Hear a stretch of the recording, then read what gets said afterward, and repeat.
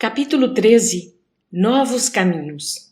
Após uma semana da reunião dos sacerdotes que decidiram mandar a filha de Eli de volta à sua casa em Nazaré, a vida tornou-se uma verdadeira tortura para o sacerdote Ali Ben-Hor. Ele perdia o sono todas as noites. O seu mundo interno estava em convulsão. O seu próprio raciocínio era uma chama a que faltava combustível. Vejamos o que faz a ignorância. Pensamentos fixos tomaram a sua descuidada mente, povoando igualmente o seu coração. Ele se recolhera em seus aposentos e sentia a necessidade de companhia. Faltava-lhe alguém que pudesse conversar com ele, dar-lhe algo que somente a alma pode dar. O calor humano no milagre das trocas. Eis que o ódio mata mais que as próprias guerras. O sacerdote morreu. Morreu de ódio, de inveja, de ciúme, de incompetência para dominar a si mesmo. Morreu como tantos outros na sequência da maldade que gera ignorância. A história da humanidade nos mostra o quanto os homens têm necessidade da educação, fruto da disciplina, e Deus é o primeiro conhecedor dessas carências humanas. Por isso, envia como guias dos povos os seus filhos mais velhos, de etapa a etapa. Os benfeitores da coletividade trazem para os povos lições imortais, e quando esses ensinamentos requerem as suas próprias vidas, eles se entregam aos sacrifícios por amor a todas as criaturas, como exemplos de fé e de confiança naquele que os enviou como cordeiros ao matadouro. Maria de Nazaré foi um destes exemplos de luz para o coração da terra. Ela, onde estivesse, dava amplitude aos valores do espírito, acendendo a chama da verdade onde quer que fosse. Era consciente da vida que levava. Alguns escritores religiosos a colocam como simples camponesa, sem instrução e entendimento da missão que a trouxe à terra. Como se enganam esses nossos irmãos? Ela era plena de conhecimentos, um anjo vestido de carne, pura em todos os seus atos e conhecedora de todos os seus deveres morais e espirituais. A sua grandeza estava em não querer mostrar o que era, a não ser nos momentos em que o próprio amor pedisse e a coragem achasse conveniente. Os pais de Maria estavam se regozijando pelo seu retorno, pois poucas vezes puderam encontrá-la na escola do templo, por existirem barreiras nas leis internas da casa. O povo de Nazaré festejou a volta da menina moça, que parecia um pássaro liberto das grades que a prendiam, respirando o ar da aldeia como alimento de vida. Sorvia a água da fonte da Virgem como as ovelhas, e os ventos moviam seus cabelos para trás como um manto dourado, ou antenas sensíveis à natureza. Com a chegada de Maria, Nazaré esplendia em luzes. Falanges de espíritos puros desciam e subiam em trabalhos que a escrita não tem recursos para registrar. A pacata cidade tornara-se uma nesga do céu para consolidar o aparecimento da estrela da vida. A notícia da volta de Maria correu como um raio por todas as cidades circunvizinhas. Os essênios do Monte Carmelo e do Monte Tabor já esperavam esta notícia e se regozijaram, indo logo à casa de Eli e de Ana visitar a Virgem de Nazaré. Conversaram com os pais da moça longamente sobre a missão de Maria junto àquele que haveria de vir à terra como Salvador do mundo e das criaturas. Até então, eles guardaram segredo, mas foram dos primeiros a saber do nascimento de Maria como canal divino para o divino servidor da verdade. Eli e Ana escutaram com ansiedade os relatos dos homens que faziam parte da fraternidade essênica e se renovaram em seus ideais, certificando-se mais profundamente do trabalho a desempenhar em favor da filha. Os essênios falaram sobre a estada da Virgem no templo e contaram que acompanharam o desenrolar das suas atividades naquela casa, chamada Casa de Deus, da hostilidade que o Sinédrio tinha para com eles e que era necessário que Maria saísse de lá, para o devido preparo, como escolhida para ser mãe do verdadeiro Cristo. Os essênios eram de sentimentos puros, foram espíritos altamente evoluídos que desceram à terra dando continuação à obra basilar de Moisés, em um gigantesco preparo para a descida triunfal do grande Messias que haveria de vir com uma bandeira tremulante nas mãos, onde o amor era a própria essência da vida e o seu coração seria como um sol a aquecer a humanidade toda. Depois de Moisés, eles se espalharam por todo o Oriente e alguns deles se encontravam no Ocidente como hospitaleiros, de forma a receber os semeadores da verdade, que difundiam as leis espirituais mais pelo exemplo que mesmo pela palavra. Havia igualmente os terapeutas, sensitivos de alta qualidade, que desempenhavam a prática da medicina nos moldes da verdadeira caridade. Eram igualmente perseguidos pelo poder vigente, onde a medicina oficial dominava com os olhos mais no ouro do que na própria cura das doenças. Os terapeutas nada cobravam, tudo fazendo por amor às criaturas de Deus. E ainda trabalhavam nas suas profissões para o seu próprio sustento, e o que sobrava era doado para as casas de caridade e famílias pobres, sem que as pessoas soubessem desse trabalho de beneficência pública. Os essênios conheciam a vida de Eli e Ana e, portanto, os convidaram para visitar o Monte Carmelo, levando com eles a Virgem de Nazaré, para que ela conhecesse a força daquela fraternidade que há muito trabalhava em favor da luz. Os essênios despediram-se, partindo como chegaram, em silêncio. Ao chegar, Maria logo ficou sabendo dos visitantes ilustres daquela comunidade e meditou por instantes no que o pai lhe narrou, e seu coração deu sinal de que seria ali que ela iria encontrar forças e companheiros. Disse aos pais convencida: "Sinto que essa congregação é o nosso caminho para a grande realização. Não sei se estive em casa errada, indo para a escola do templo, pois deveria ter ingressado era na comunidade dos essênios em primeiro lugar. Estes irão entender o nosso objetivo de vida. No entanto, se lá estive, Deus deve saber por quê e para quê, pois entregamos a Ele a nossa vida." Quando adentrou o templo no Monte Carmelo, Maria sentiu-o iluminado por dentro. O ambiente era puramente espiritual. Por trás de várias colunas, viu sair alguns homens da fraternidade, vestidos de túnicas brancas, que, com singeleza e alegria, a cumprimentaram, como também a seus pais, com decência e gratidão.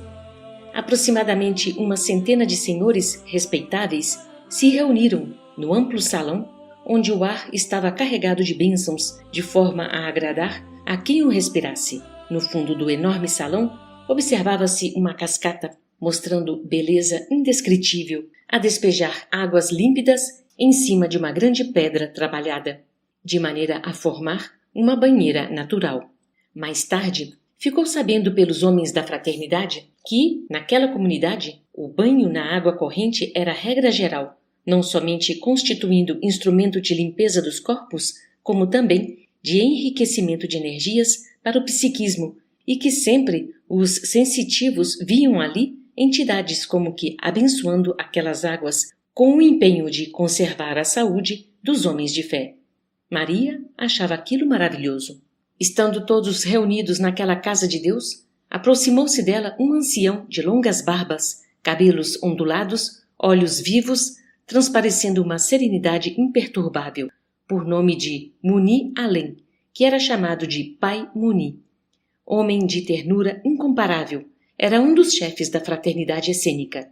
Ele pegou nas mãos delicadas e puras de Maria, que não resistiu ao terno comando dos sentimentos e, ajoelhando-se respeitosamente, beijou sua calejada destra, crestada pelo sol, que mostrava a todos, no silêncio, o exemplo do trabalho, que era uma das regras da casa. O trabalho era um testemunho de amor ao Criador, que operava sempre. Eli e Ana sentiam por dentro do coração que estavam realmente no céu. A naturalidade das coisas, a simplicidade dos homens e a pureza das ideias, e choraram, pedindo desculpas. Pai Muni disse com doçura à moça de Nazaré: "Minha filha, o teu coração já deve ter te segregado o porquê de te encontrares ao nosso meio. Esta congregação somente tem uma razão de existir, o de abrir as veredas para aquele que haverá de vir, o Messias. Nós somos muitos, estamos distribuídos por muitos lugares, mas com o mesmo ideal. Somos conscientes dos nossos afazeres e temos em Moisés o nosso guia. Compreendemos seus escritos em espírito e verdade. Ele nos legou seu verdadeiro ensinamento que recebeu dos mensageiros da grande fraternidade celestial. Também os anjos do Senhor nos falam constantemente, pelas bocas de alguns dos nossos irmãos, e o próprio Moisés, periodicamente, vem a nosso meio, nos dando as diretrizes sobre o trabalho e sobre a vida que teremos de levar. A grande ave de luz que vai pousar na terra, cujo amor já estamos sentindo antes de sua chegada, é também mestre do legislador hebreu. Deves saber, minha filha, que já sabemos de tudo a teu respeito, da tua vida e tua missão, que, de certo modo, está ligada à nossa fraternidade. Para que te conscientizes das nossas intenções, é bom que registres, assim como os teus pais, o que devemos falar. Todo aquele que recebemos aqui nesta comunidade deve obedecer às nossas regras. Desligar-se dos bens materiais, caso os tenha. Trabalhar em favor do próximo sem exigência alguma. Proteger todos os velhos em decadência. Amparar as crianças órfãs. Educar os seus sentimentos de maneira a perdoar as ofensas. Nunca ofender quem o caluniar. Fazer da oração um clima permanente em sua vida. Comer somente para viver. Vigiar os pensamentos para que a boca não entre em conivência com o mal. Cultivar as boas ideias. Por onde viajar, dar bons exemplos, se possível, no silêncio. Nunca blasfemar contra o nosso Senhor. Amar todos os reinos da natureza e protegê-los. Atentar para a castidade, não cobiçar o que é do próximo. E orar sempre por toda a humanidade. Há outras regras menores que depois perceberás com o tempo. Consideramo-la como nossa filha do coração e de hoje em diante poderás vir aqui com os teus pais quando o teu coração pedir. Nunca deverás vir sozinha. Isso é o que pedimos e o respeito nos convida a fazê-lo. Imediatamente, Maria afeiçoou-se à fraternidade essênica, que conjugava todos os seus esforços em benefício da coletividade, e toda a caridade era feita por amor, sendo que não existia exigência alguma ao necessitado. Os irmãos do Monte Carmelo, que já conheciam, por interpretação correta das profecias, toda a missão de Maria, afinizaram-se com ela na mais alta expressão de amor universal, como se fossem velhos conhecidos para a sustentação do mesmo ideal. A moça de Nazaré encontrou, naqueles homens de Deus, a continuação do seu próprio lar e, em certo momento, disse com a simplicidade que lhe era peculiar: Pai Muni, em primeiro lugar, peço desculpas se estiver sendo imprudente. O ambiente em que viveis nos parece o próprio céu na terra. É evidente que este ar que respiramos e a água que bebemos neste lar não são outra coisa a não ser o alimento do céu, invisível para a maioria, mas visível e palatável para nós outros. Por que não é transferido este mundo, que fica tão distante da humanidade, para o templo de Jerusalém? Porque os sacerdotes de lá não são como os daqui.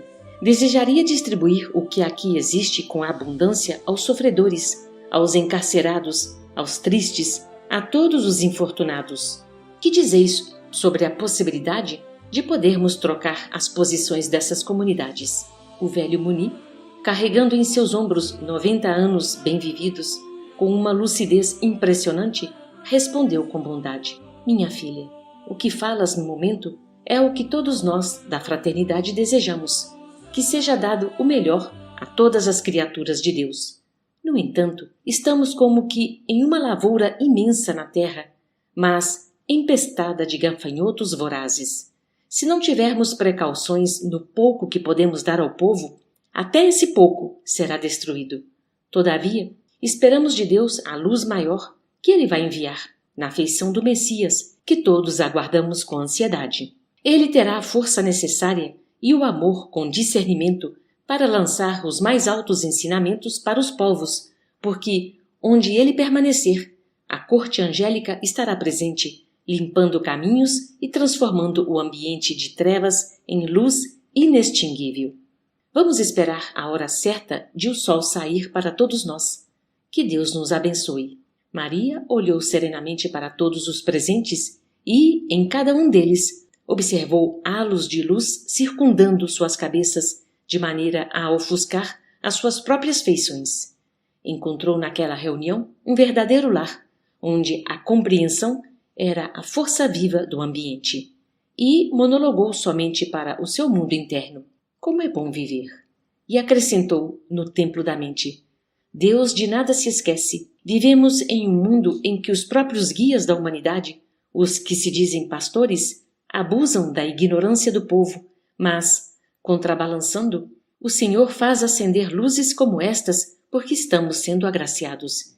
E quantas delas clareiam o mundo? Em seguida, Pai Muni questionou Maria: Minha filha, somos mais ou menos conscientes do que se passa no Templo de Jerusalém, por informações espirituais, no sentido de aprimorarmos cada vez mais os nossos sistemas de viver junto ao próximo, como também lá dentro há sacerdotes que nos ouvem e nos acompanham pela nossa função exterior. Mas gostaríamos de ouvir da tua própria boca o que pensas e o que sentiste nesses anos que estiveste internada na escola do templo. Maria, sorrindo para todos os presentes, sentindo-se dentro do próprio lar, falou com simplicidade: Pai Muni, devo dizer a todos os companheiros desta casa abençoada por Deus que o que vi naquela escola e o que percebi que se passa no templo, onde os sacerdotes procuram mostrar ao povo que ali é a verdadeira casa de Deus, demonstra os sentimentos dos que a dirigem. Ali vive-se um ambiente de desarmonia, onde o equívoco é evidente e as interpretações das escrituras sagradas são totalmente distorcidas. Lá, pude constatar que ela reflete o magnetismo do povo e vice-versa. O comando ali é puramente político e não espiritual. Dentre as virgens existem algumas, mas muito poucas, que estão à procura de Deus, com os corações palpitando para encontrar a luz. No entanto, são tolhidas por regras incompatíveis com essa luz que provém do Senhor. E, de certa forma, se perdem pelo medo e pela posição dos seus pais no próprio mando que a política estabelece. Lá não existem regras como as desta casa que falastes para nós. E, quando aparecem algumas delas, ficam somente nas palavras. Os sacerdotes querem somente boas mansões, criadagem sem conta, e alguns deles, muitas mulheres, no desregramento dos seus próprios instintos inferiores. Eles vivem do suor do povo e da miséria de muitos. Ao invés de dar, eles tiram, sem se importarem com os sofrimentos alheios. Fiquei sabendo, e eles contam como glória, que na inauguração do templo pelo filho de Davi, fazendo a vontade de seu pai, morreram mais de 20.000 bois sacrificados à divindade e mais de 100.000 carneiros, como gratidão à bondade dos céus por conceder a Jerusalém a casa do próprio Senhor, como que colocando os judeus como predestinados às bênçãos da sabedoria e da santidade.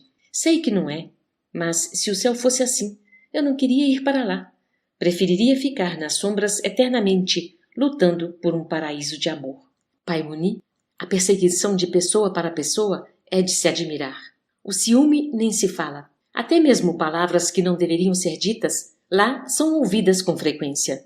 Foi para mim uma experiência amarga, porque havia momentos em que a minha consciência queria revoltar-se com a suposta santidade dos dirigentes da casa.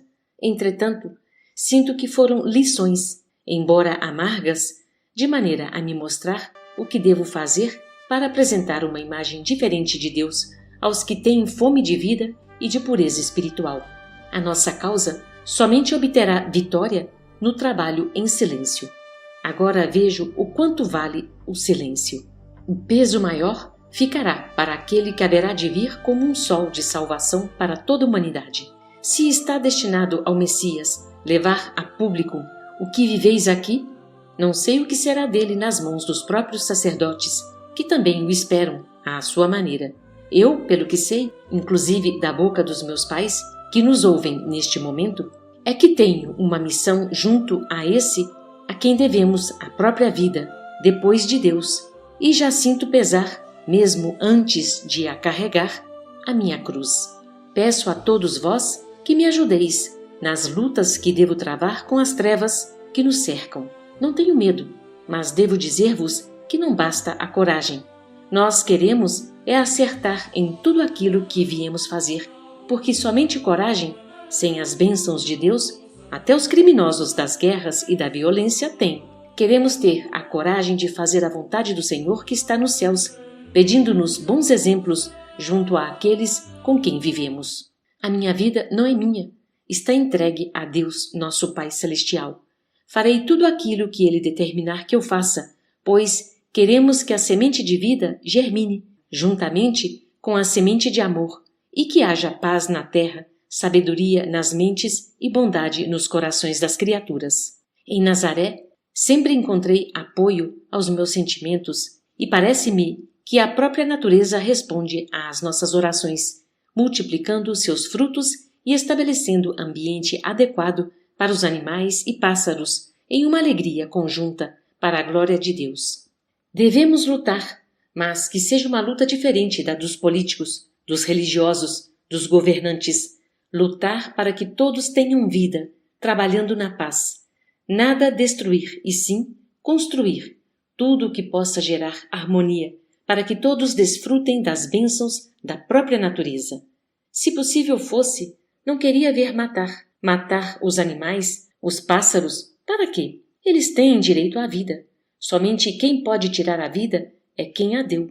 Estou sentindo no coração o ambiente diferente desta casa, onde o respeito a tudo e a todos está acima das próprias necessidades. Desejo que vós compreendais o que se passa no mundo que não é o nosso, se assim posso dizer. Vejo em torno de nós mais almas do que homens, mais luzes que a claridade do mundo, mais entusiasmo no bem que mesmo palavras em nossas bocas. O silêncio dava uma tonalidade de esperança àquele templo improvisado. Os que ali se reuniam e que ainda nada tinham falado, não desejavam falar, ao contrário das reuniões comuns, onde muitos brigam para manifestar suas opiniões, porque o que estava sendo ventilado por aquelas duas personalidades incomparáveis era o assunto de todos, era alimento para os companheiros que os assistiam. Como é bom um entendimento elevado entre muitos com os mesmos ideais. Pai Muni, irradiando-se por dentro na frequência de emoções puras, disse com sabedoria: está findando a minha missão na terra, de exercitar o amor e mostrar a todas as criaturas a igualdade dos homens em todas as nações do mundo, de fazer da grande morada em que vivemos o paraíso, aquele que o nosso mestre Moisés nos revelou, onde há abundância de tudo sem discórdia, sem ódio e sem usura, onde reina a paz no trabalho e a compreensão nos deveres. Graças à luz celestial que nos acolhe a todos, entendemos a nossa missão de ajudar a humanidade, no pouco que compreendemos, a viver bem, sem prejudicar o seu caminho. A harmonia no mundo depende da harmonia nos lares.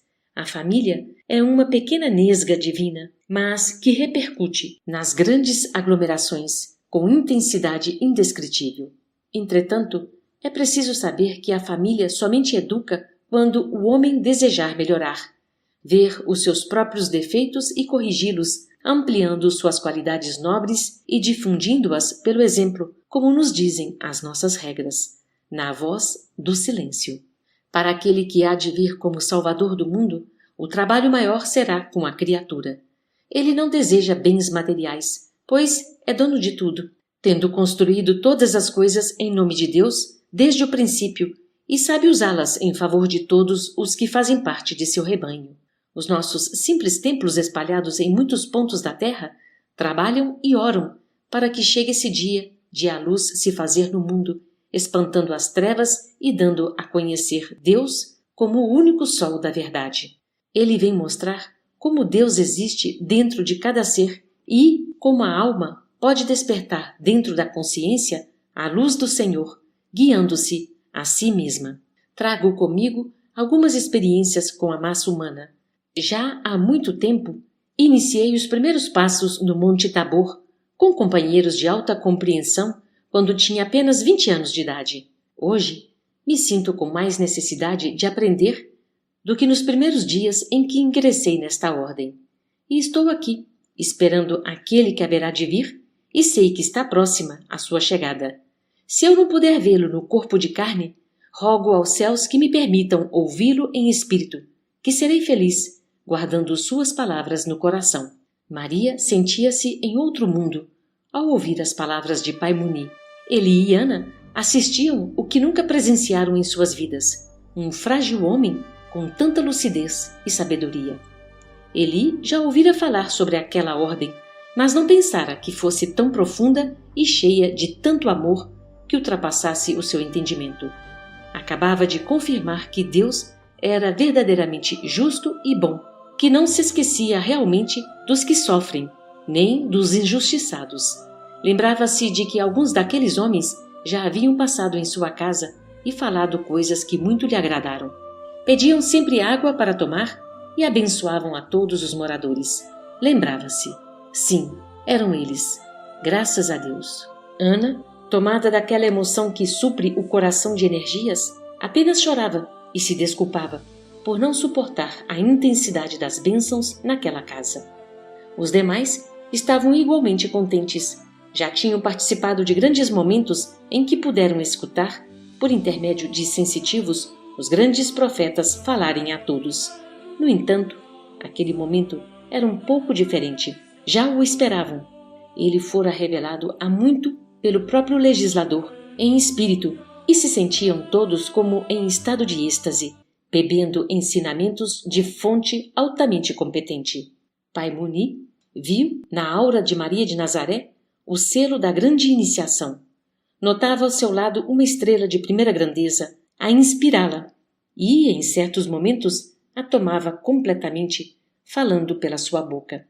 Ele sentiu que estava diante de um espírito qualificado, respondendo àquela espera do instrumento que haveria de receber o Salvador do mundo e dos homens. Concentrou seu pensamento em Deus e falou consciente. Minha filha, recebe os meus respeitos. Sei que estou diante da Mãe do mundo, a que ama a todas as criaturas como filhos do seu coração. Porém, como estás há pouco tempo vestindo um corpo de carne, é de meu dever, em nome daquele maior e de seu filho que há de vir, transmitir para sua segurança as nossas experiências de caminho. Sabemos que os sacerdotes vão tornar a chamá-la para o templo, mas desta vez com outras intenções. Sabendo que o Salvador irá nascer de uma virgem, já idealizaram casar-te com um varão que irá aparecer em tua casa como respeitador do templo. Ele é um dos terapeutas da nossa ordem, o que eles nem sabem e não devem saber. Deve ceder à vontade daqueles homens porque é a vontade de Deus. E nós estaremos a teu lado, te ajudando em todos os teus caminhos. Podes, como já falamos, vir aqui a qualquer hora que te convier, para conversarmos e orarmos juntos. Serás perseguida de todas as maneiras e injuriada. Os maledicentes vão encontrar meios de te difamar, porque a promessa de Deus vai ser cumprida pelos meios que o Senhor achar mais conveniente. Fica sabendo que o rabino Azedamoá vem sempre aqui e é um dos nossos. Entretanto, tem uma missão junto aos sacerdotes que ainda não compreenderam a verdade. Somente o tempo, minha filha, pode transformar sentimentos inferiores em virtudes que dão vida e multiplicam o bem-estar das criaturas. Confia em Deus e cumpre o teu dever espiritual pelos compromissos assumidos, que o resto chegará por misericórdia, te confortando o coração. Pedimos ao Todo-Poderoso que abençoe teus sentimentos para sempre, como rogamos a Ele ajudar a teus pais, para que eles possam te ajudar mais. Maria de Nazaré ouviu tudo com atenção e respeito. Aquele ancião, para ela, era como seu próprio pai, era a voz de Deus orientando-o na sua marcha para a libertação dos homens. O templo do Monte Carmelo estava sendo festejado por muitos anjos do Senhor. Espíritos de alta elevação entravam e saíam, ajudando na sustentação da casa em planos altamente elevados, e muitos dos essênios presenciavam a manifestação dos espíritos como se fossem dois planos se interpenetrando. Ali se encontravam muitos dos companheiros espirituais alistados na falange dos ceareiros do bem, assistindo a Maria e orientando-a na sua profícua conversa com os essênios. Maria sentiu-se adulta no meio de tanta cortesia e bondade, ao ouvir tamanha sabedoria daquele homem simples, mas dotado de muita inteligência, aliada à força do amor que partia do seu idoso coração. Maria de Nazaré, sem mudar de feição, olhos de ternura fixos em Pai Muni, falou-lhe com brandura e convicção. Pai Muni, que Deus abençoe essa ordem de verdadeira fraternidade. Desejo muita paz e felicidade para todos os companheiros desta casa de Deus. Todos merecem a felicidade. Contudo, vêm à Terra em missão que nos pede sacrifício, vigilância constante e trabalho sem perda de tempo. Sei que a ordem está ameaçada pelos lobos vestidos de ovelha. Todos vós estáis marcados pela ignorância do poder temporal, como sendo hereges, como pedras no caminho dos sacerdotes. E eles temem perder o poder e o bem-estar.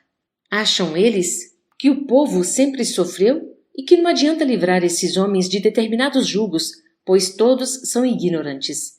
Eles conhecem as regras desta casa e sabem que são elas as verdadeiras, mas acham que ainda não é tempo de difundi-las, porque não desejam sair dos postos por eles obtidos através da política e pela artimanha de famílias detentoras de poderes. Ali, a sucessão se dá por herança e não por merecimento, saber e amor. São poucos os que devem ser confirmados nas atuais posições que ocupam. Por isso, vos falo que deveis vos preparar para as lutas. Assim como estáis levando o exemplo e o silêncio como normas da força de Deus, deveis fazer o mesmo quando perseguidos. O sacrifício em silêncio, por vezes, converte os algozes e desperta as consciências dos ofensores, deixando a lição de amor na evidência do perdão. Peço-vos, aos companheiros do bem comum, desta casa e de todas as outras a ela ligadas, que envideis esforços permanentemente em mais trabalho de esclarecimento das verdades anunciadas pelos grandes profetas, de que o amor é vida, mas aquele amor que não se vende e não se compra, o amor que ama por bondade do coração, o amor que converte a inteligência em luz de paz e de trabalho, na honestidade de consciência. Eu vos falo da parte da espiritualidade que se reúne conosco e diz que devemos amar a todos indistintamente, perdoar sem interesse algum, a não ser o da amizade, e que todos os lares sejam um só lar. Se perseguidos, não persigais. Se apedrejados, não apedrejeis. Se espancados, não revideis, porque as bênçãos de Deus somente estão em corações retos. Maria silenciou, olhando para todos os presentes, como se estivesse doando forças e distribuindo coragem na tarefa de cada um. Pai Muni, em estado de oração e de santo silêncio diante daquela flor do céu, conversou com simplicidade, à luz de 90 anos de experiência com os homens e seus deveres diante da consciência. Filhos, assim posso chamar a todos.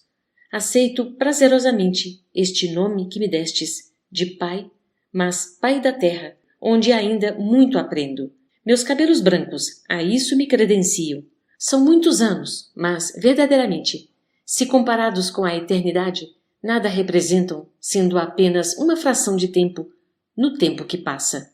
Somos todos iguais, na igualdade que as mãos de Deus nos colocou como seus filhos. Eu vos abençoo pela idade, mas peço a todos que me ajudeis a ajudar os que sofrem, os deserdados de carinho, aos encarcerados, aos leprosos, às crianças em debilidade física e aos velhos que perderam o teto e não encontram alimento nem vestes no fim das suas vidas.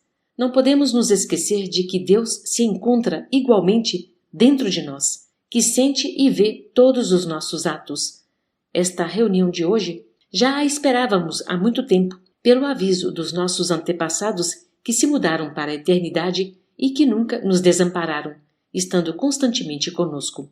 Certamente que todas as casas interligadas a esta conhecem as profecias da vinda do Messias, anunciado pelos profetas de todas as épocas. No entanto, mesmo assim, mandaremos com muita alegria um aviso a todas elas, principalmente às que se localizam próximas a nós, noticiando os acontecimentos desta noite.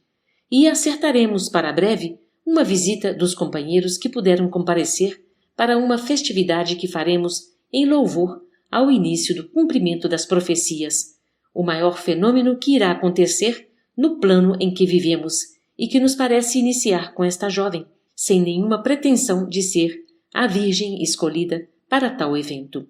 Convido a todos os que nos ouvem para que, de agora em diante, redobrarem os esforços nos serviços da caridade, aquela que ajuda sem que os outros vejam, que trabalha em silêncio, que ora sem alarde. As nossas mãos não deverão parar um só instante, e elas devem representar os nossos sentimentos de fraternidade, como luz de Deus a dissipar as trevas do mundo. Vamos visitar os lares o quanto pudermos, levando-lhes a palavra de ânimo, de esperança e de consolo. Estamos no advento da grande luz. Quando Pai Muni falou para visitar os lares, levando o consolo para os que sofrem, Eli e Ana se lembraram da ideia que lhes surgira de visitar os doentes em suas casas e que começaram com as irmãs, suas vizinhas, trabalho de amor que o curtidor já fazia. Pai Muni tomou fôlego e continuou com interesse. Meus filhos, todos os dias não nos banhamos nesta bendita cascata, no asseio dos nossos corpos, sentindo-nos melhores com novas energias para viver e trabalhar? Pois bem, vamos fazer o mesmo em relação ao espírito. Diariamente nos concentraremos, sentindo que estamos também ficando limpos das nossas mazelas espirituais, exonerando os nossos erros e fortalecendo os nossos corações, de maneira que a razão nos ajude a viver uma vida pura, como os anjos nos ensinam. Mas é bom que não nos esqueçamos de nos esforçar todos os momentos para não entrarmos em faltas. Quando tivermos a ideia de ofender a quem quer que seja, vamos procurar limpar as sujidades da nossa consciência e repará-la, não praticando mais faltas contra o nosso próximo. Vamos, meus filhos, estabelecer uma guerra santa, a luta dentro de nós com as nossas inferioridades e respeitar todos os atos alheios, porque cada um é um mundo diferente, com todos os recursos de libertação de si mesmo. Deveremos formar diariamente uma cadeia de orações em horário estabelecido, para que possamos sentir de uma vez a vontade de Deus e a sua força que pulsa em todo o universo. Vamos viver as suas leis, sem querer impor essas regras aos que vivem conosco no mundo. O exemplo é a melhor ajuda, constituindo meio poderoso para o despertar do bem em todos os corações que nos conhecem. Creio que estamos certos e que o Senhor nos abençoe sempre. Maria estava cheia de contentamento e não sentia cansaço. Estava, assim, revigorada nas suas forças. Também seus pais se sentiam assim. Os companheiros, acostumados àquela filosofia de Pai Muni, se encontravam todos fartos de paz e serenidade. Foi servida a todos água pura, energizada, que era sorvida com a mesma serenidade reinante no ambiente, de forma a servir de valioso medicamento. Pai Muni passou seus olhos por todos os presentes como se fossem dois refletores e vislumbrou, em outra dimensão, entidades operando em todos e fazendo planos para novos trabalhos, dos quais eles deveriam ser os instrumentos. Comentou com todos o que estava vendo e ouvindo do mundo espiritual e pediu a Maria para fazer uma oração pela glória do reencontro. Maria de Nazaré pediu licença a todos, levantou-se em respeito à casa e aos companheiros de trabalho e falou comovida: Senhor, Pai de todas as criaturas, grande força que sustenta toda a criação, agradecemos por esse reencontro, como nos diz Pai Muni, e pelo quanto aprendemos nesta casa. Somente temos a agradecer por tudo isso e que este vínculo que acaba de nos prender a estes companheiros seja para sempre nos serviços do Senhor. Faça-se a vossa vontade e não a nossa, na sequência dos vossos desígnios. Queremos juntos vos compreender melhor.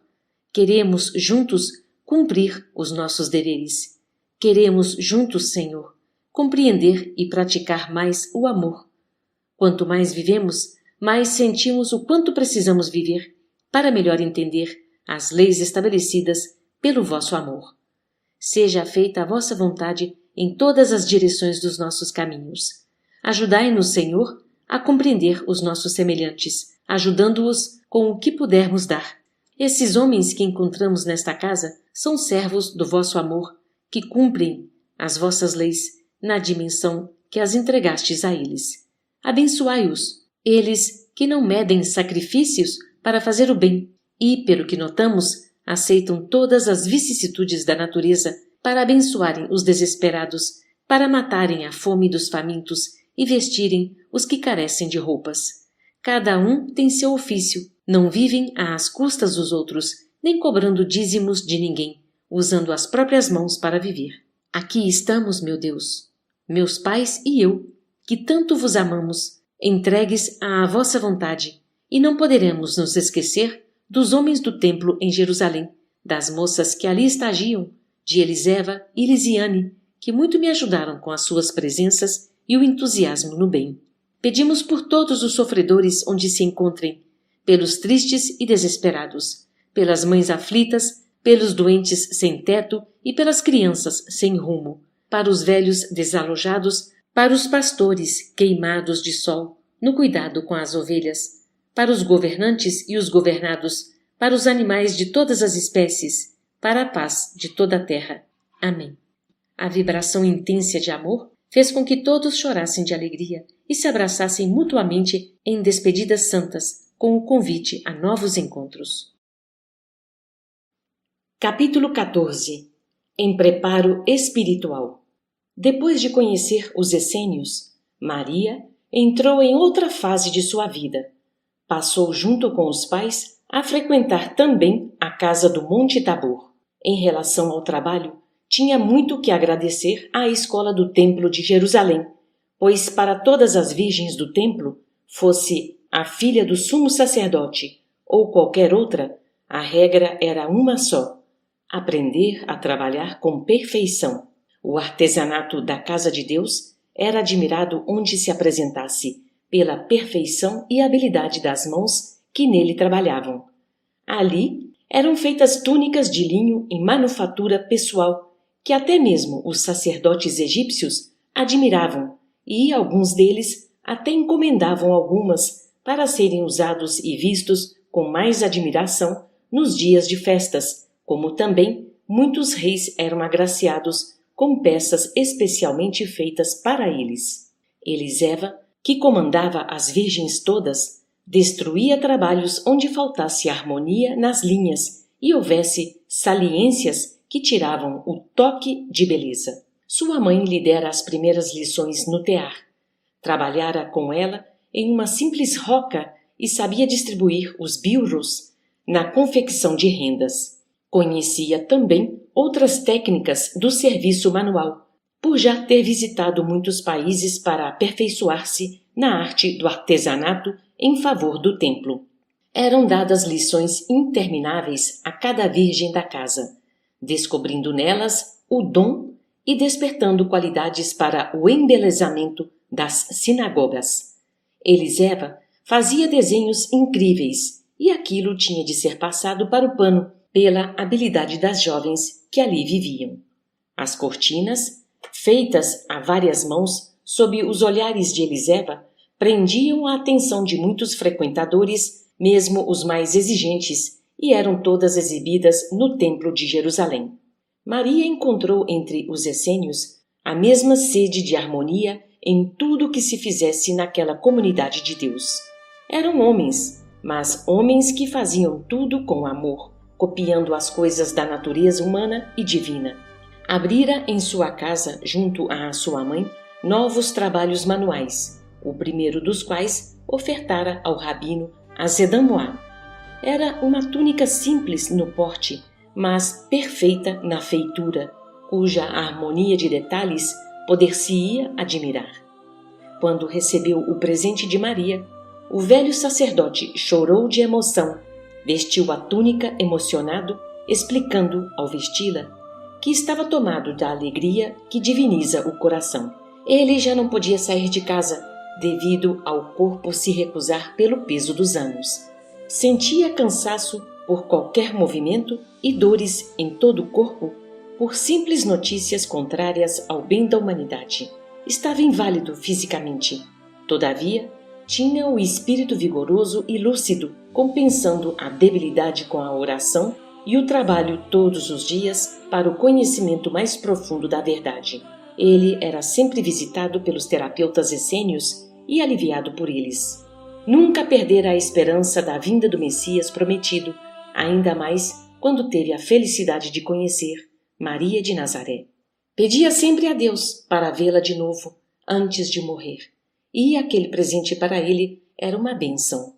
Sentiu que deveria guardar aquela túnica para a grande viagem que a própria natureza estava lhe impondo a fazer.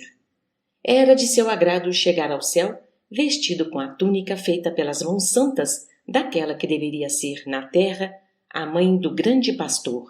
A casa de Eli e Ana passou a ser frequentada constantemente pelos terapeutas, os andarilhos da fraternidade, sem despertar suspeitas. Eram homens simples que sabiam ser discretos com habilidade e conversar de acordo com o ambiente. Mesmo aqueles que se dedicavam às atividades internas na comunidade, de quando em quando iam à casa de Maria compartilhar com sua família da alegria de trabalhar no preparo da vinda da grande luz à terra, esperada com ansiedade. Os basilares da fraternidade essênica também apareciam em Nazaré de vez em quando, e a todos Maria conhecia, tratando-os com todo carinho e amor que seu coração pudesse dar. O seu trabalho nunca aprendia tanto que não sobrasse tempo para conversar com os que a visitassem, principalmente com os homens da ordem, à qual ela já pertencia, com toda a sua família. Maria, avaliando os trabalhos de visita que os pais tinham iniciado há muito tempo, sentiu-se feliz e pôde observar que já havia muitas pessoas incorporadas naquele trabalho santificante de levar a esperança aos sofredores, inclusive Ruth e Lia, que foram curadas de quase todas as suas enfermidades, pois os terapeutas pousavam na casa delas e as tratavam com todo o carinho que correspondesse ao amor fraternal. Maria não perdia tempo, estava sempre à frente de todas as visitas e, quando era necessário, transmitia para quem solicitasse ensinamentos referentes aos trabalhos manuais. Achava conveniente que todos, principalmente os doentes, tivessem alguma coisa para ocupar a mente e tinha no trabalho o melhor remédio para todos os males, dizendo sempre: meus companheiros, o labor é tão eficiente para nós que, mesmo morrendo, devemos aproveitar os últimos instantes para fazer alguma coisa útil, se não com as mãos, que às vezes não nos obedecem mais, com a cabeça, com a palavra. E, se esta for interrompida pela enfermidade, podemos fazer o melhor que pudermos pelos pensamentos.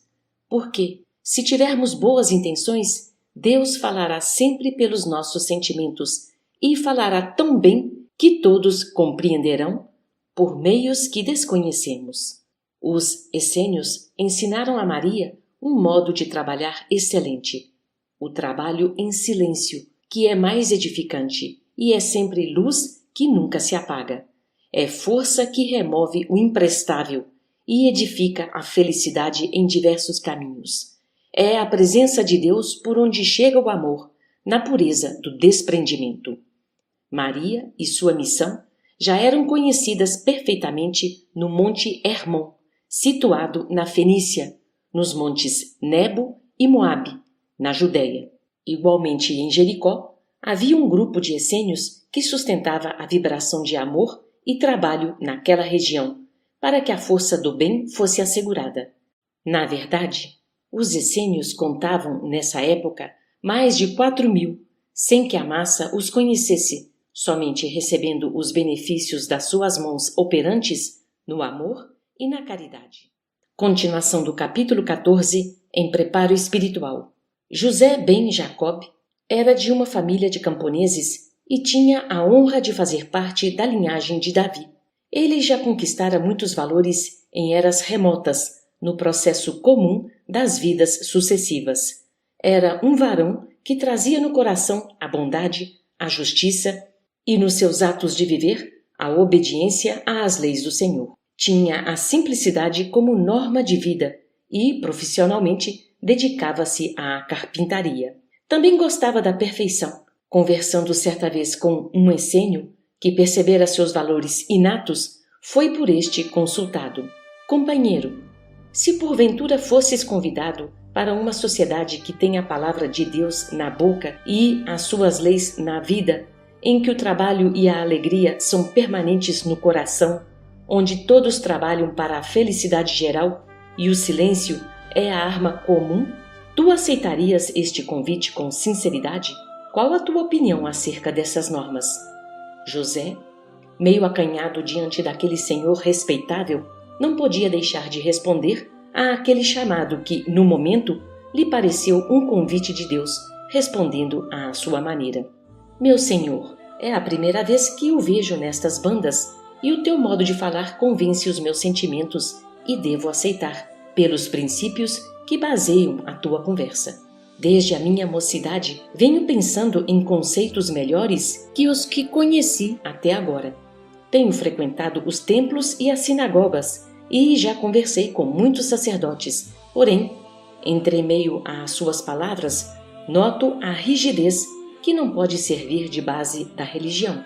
Sinto que há um interesse pessoal que não pode existir nos livros, onde eles bebem esses ensinamentos e os atos das suas vidas não se coadunam com a voz de Deus, que chegou a nós pela boca dos profetas.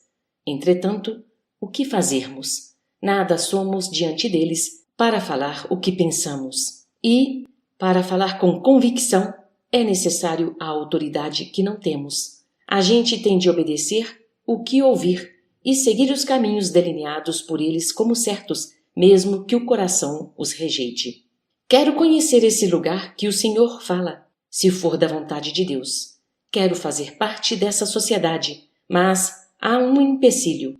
Eu nada possuo de bens materiais. Tenho estas mãos e sou carapina, herança dos meus ancestrais.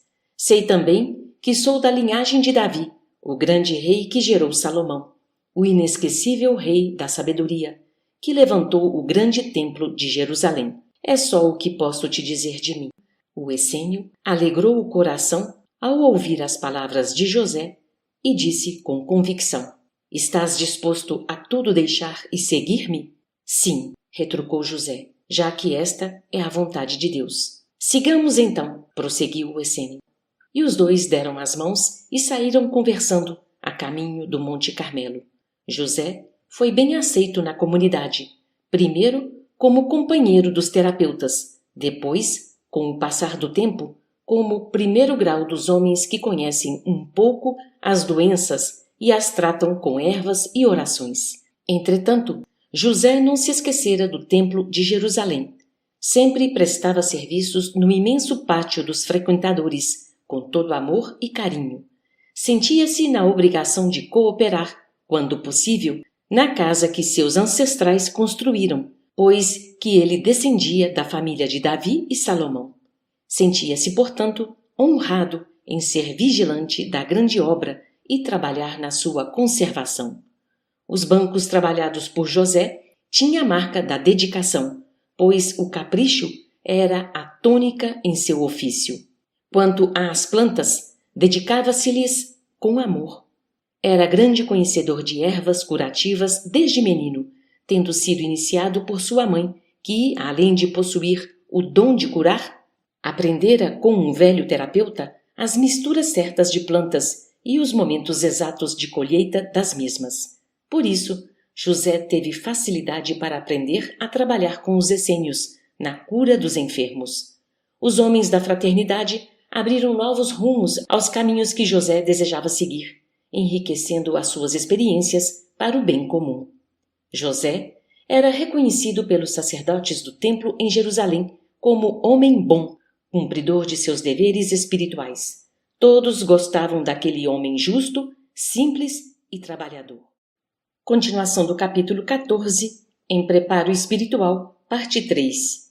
Os sacerdotes do templo em Jerusalém não se esqueceram de Maria, não só porque o seu porte de beleza se lhes impunha, como suas palavras penetravam a consciência de cada um.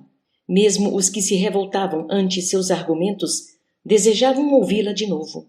Era realmente um livro de Deus aberto aos que desejavam aprender as mais altas lições de vida em favor da natureza humana.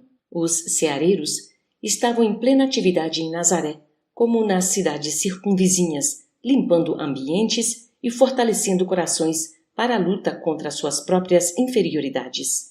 O povo já sentia o reflexo da aproximação do Salvador do mundo e das criaturas. O que ele deveria trazer como prêmio para a humanidade já se fazia sentir nos ares das cidades palestinas, na velha Judéia. Ele era um astro que estava cada vez mais se aproximando da terra. Vamos encontrar os sacerdotes que dirigiam a casa de Deus em plena reunião, buscando soluções para intricados problemas, um dos quais o que lhes interessava mais. Maria de Nazaré já era moça, dominava plenamente suas palavras e não se deixava influenciar por pessoa alguma. Falava o que pretendia e certamente seria o perigo maior para o templo e a vida dos sacerdotes. O assunto estava no ar. Como resolver? O príncipe da sinagoga tinha um conceito diferente de Maria, por causa da sua própria filha, que um dia falara deste modo: Meu pai, certamente te lembras das minhas tendências para caminhos indesejados. Deves lembrar, porque nunca escondi algo de ti. Pois bem, todas as orações dos sacerdotes e mesmo a presença benfeitora de Eliseva não tiraram aquilo da minha cabeça. Quando as narrei para Maria, ela começou a interessar-se pela minha paz, e a sua presença e as suas orações me valeram. Estou completamente livre daqueles pensamentos inferiores e sentimentos que pareciam não serem meus. Não posso tolerar quando alguém fala mal daquela moça de Deus. Quanto devo a ela, como também a toda a sua família. Não sabes o quanto ela me ensinou a amar meus pais, a respeitá-los, como também aos sacerdotes e igualmente ao nosso próximo. Ela é um anjo, meu pai. O sumo sacerdote nada intentaria contra Maria, devido ao fato de a consciência não aceitar, como também não iria contra quase todos os sacerdotes. Deixaria livre o assunto, permitindo que todos pudessem expor o que desejassem. O rabino Azedamoá já se encontrava sem condições de participar das reuniões, principalmente onde poderia haver discussões, o que sempre ocorria quando o príncipe dos sacerdotes falava. Muitos deles já tinham formado opiniões acerca de Maria e de sua vida na vida do templo. Afastar a moça era pior. Trazê-la para dentro do templo era perigoso. Meditaram horas a fio para chegar a uma solução que já levaram antecipadamente consensuada para a reunião, no sentido de ganhar tempo. Ao ficar livre a palavra para os sacerdotes, Abelon de Doá, o mais revoltado do ambiente, falou com veemência, trincando os dentes. Não poderia conter sua fúria diante do que ouvira e sabia sobre Maria, a suposta, no seu dizer, candidata à mãe do Messias. E falou dessa maneira, olhando para o sumo sacerdote, saudando-o com presteza e humildade forçada, sendo que aos outros tratou com naturalidade. Nós temos um assunto a tratar nesta casa, e a sua gravidade nos pede rapidez. Todos vós conheceis, como eu a conheço, uma suposta virgem que esteve nesta casa como candidata à profetisa, mas que nada tem de honesto em sua vida. Ela constitui para nós e para o templo um perigo maior que todos os outros. A sua fala é fácil, conhecemos, e ataca com a sutileza de sua manha, talvez aprendida com os antigos adversários desta casa de Deus, do único Deus que existe, que nós adoramos e cuja vontade fazemos. Nós somos os vigilantes da nossa terra, como cuidamos do nosso povo, e essa moça nos parece que é a representante de Belzebu, querendo nos destruir. Então, como a educação nos ensina que não devemos atacar frente a frente o inimigo, para não dotá-lo de mais força, temos um plano no silêncio do templo. E esse plano não falha, por já ter dado certo em várias investidas que as trevas planejaram para nos destruir. Somente aqui, no nosso templo, feito pelas mãos abençoadas de Salomão, e seu respeitável pai e nosso protetor, já apareceram cerca de 3 virgens profetizando e dizendo que iriam conceber o Messias prometido pelos profetas, e a todas desmascaramos. Por que a essa não fazermos o mesmo? Só que essa é a pior de todas, dado seu forte argumento, que engana e tem enganado até mesmo alguns dos nossos companheiros. Deixou passar algum tempo para que os presentes pudessem refletir e ficassem ansiosos para ouvir o plano. Assim, dariam mais valor à exposição e falou com fluência. Respeitável sacerdote, caros companheiros, é de nosso caráter não mentir, como bem sabeis. Falamos porque agimos em benefício da nossa casa e em favor do nosso povo. Essa moça que dizeis virgem, o que poucos acreditam, ainda mais vinda de onde veio, de Nazaré, terra da perdição, onde ninguém respeita as leis do Senhor, que a nossa casa prega, não tem procedência. Certamente, alguém ou alguns dos nossos inimigos a preparou para nos atacar, mas, como são comuns esses ataques, não iremos nos assustar, mas devemos anulá-la de maneira sutil. Pois bem, ela deverá casar-se, porque aí, como de uma mulher casada, nascerá o Messias, que haverá de vir ao mundo por uma virgem, segundo a profecia.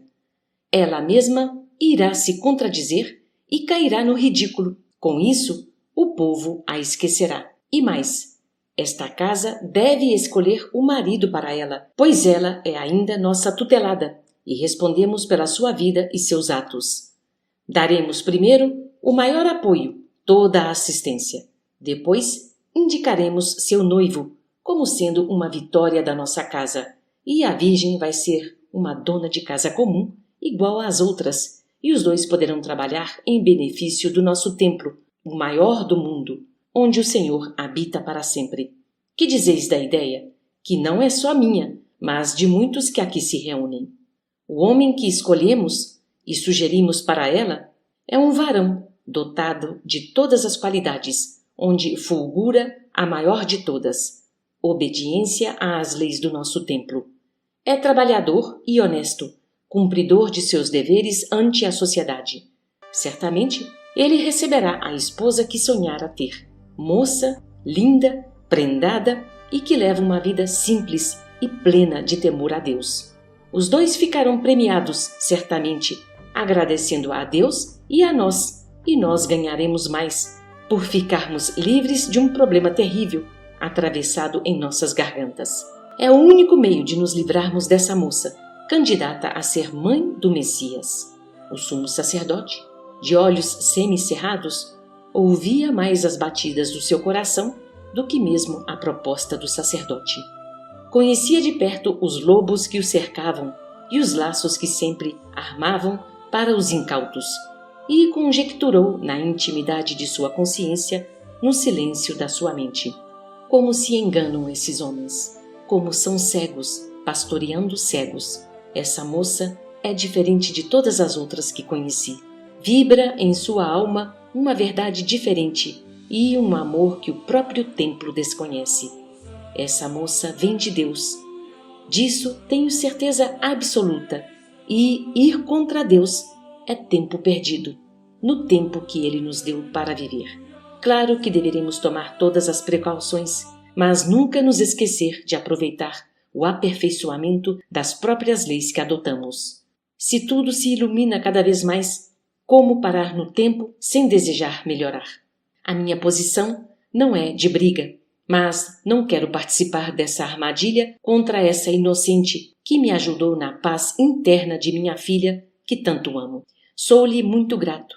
Para mim, ela fez o impossível, que talvez eu nunca fizesse, usando, como usei, tudo o que sabia. Creio que somente o amor consegue o que a própria ciência não alcança, e a minha consciência aprova esse proceder.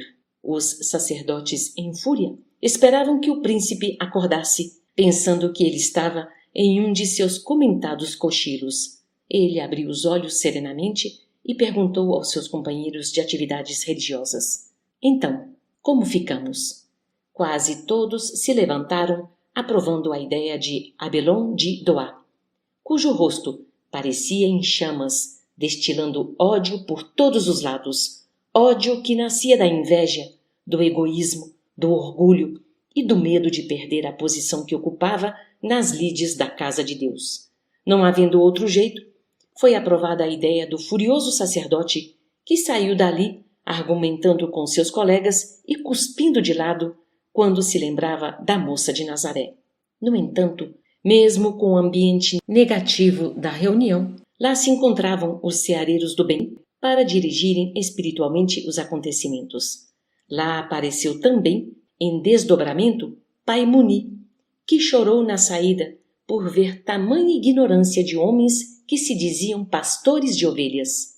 Pai Muni despertou serenamente no Monte Carmelo, consciente de tudo o que se passava, lembrando-se da ideia dos sacerdotes. Ao acordar, ainda ouvia um homem ignorante a postergar a luz e o coração a lhe dizer da grande necessidade da difusão das verdades espirituais.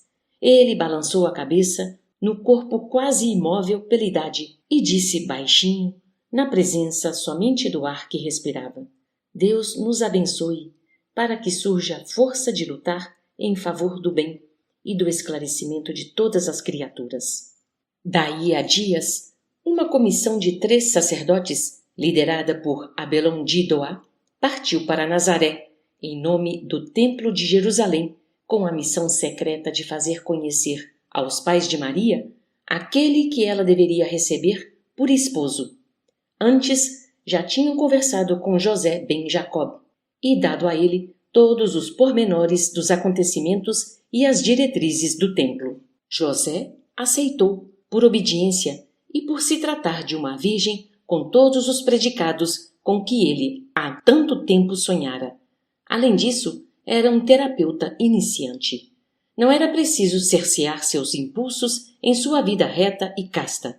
Ele idealizara há muito ter outro lar, mais filhos e filhas, como seus ancestrais. Depois, com o passar dos anos, sua vontade arrefecera.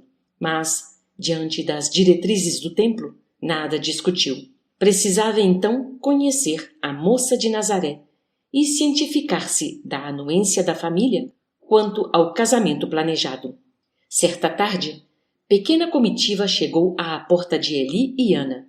Eram 3 homens ilustres da religião e da política, cheios dos aparatos que lhes conferiam os postos na hierarquia religiosa imposta. O casal, assustado, recebeu os sacerdotes com humildade, beijando-lhes as mãos com reverência, e estes abençoaram a casa em nome da divindade, como seus representantes na terra. Entraram e, após as abluções segundo a tradição judaica, o líder foi logo dizendo: Viemos, da parte de Deus e do nosso príncipe de Jerusalém, vos trazer uma nova, que certamente alegrará toda a família. Eli, tomando a dianteira, com as devidas desculpas, falou meio constrangido: Que a vossa palavra seja franca, que os nossos ouvidos estão apurados para ouvir e que Deus abençoe a todos nós para sempre. Abelão de Doá, sorridente, falou com contentamento: Estimado Senhor, é do conhecimento da família que ora visitamos na paz do Senhor que a vossa filha faz parte, mesmo lá não morando, do colégio das nossas virgens, e assim sendo, nós temos de ficar atentos à sua vida. Os nossos olhos, assim como nossas orações, são proteção para todas elas. As nossas regras, que exigem virgindade, não apenas para aquelas internadas na casa, que ficam constantemente em perfeita adoração ao Senhor, como canais do céu à terra, nos orientando a todos no modo pelo qual devemos proceder. Mas as que moram fora de lá são obrigadas a constituir famílias, porque o lar é agradável a Deus, desde quando mantenha a pureza e a decência, como o vosso, que ora visitamos. Para tanto, aqui viemos vos avisar, como também a Maria, que o templo teve a felicidade de escolher, com muito cuidado, o varão, que será em breve seu marido. E ela é de muita sorte, talvez porque tivesse morado no templo algum tempo, por encontrar um homem do porte desse. Ele é da linhagem de Davi, o rei cuja memória reverenciamos, como igualmente de Salomão. Entendemos que, para a vossa família, constituir-se-á grande alegria por participarem dessa união da família do próprio templo. Nós nos deslocamos de Jerusalém somente para vos trazer essa decisão e dar graças aos céus por ter premiado esta casa com essa misericórdia. Perguntamos-vos pela jovem agraciada por Deus nesta escolha. Ao que nos parece, ela não se encontra em casa. Eli estava espantado pelo que estava ouvindo da parte do sacerdote. Ana secou a garganta de emoção, pois não esperava aquela notícia. Eli acomodou os pensamentos e falou, sem poder esconder a sua admiração. Senhor, a nossa filha está visitando um familiar nosso em cidade próxima. Quando ela voltar, levaremos ao seu conhecimento o que trazeis de Jerusalém. E, por certo, dependerá dela o que acabais de anunciar. Roguemos a Deus que seja um jovem que esteja no seu destino. Pedimos ao Senhor que abençoe a todos. O sacerdote, meio inquieto com a frieza de Eli e de Ana, disse com ideias impositivas.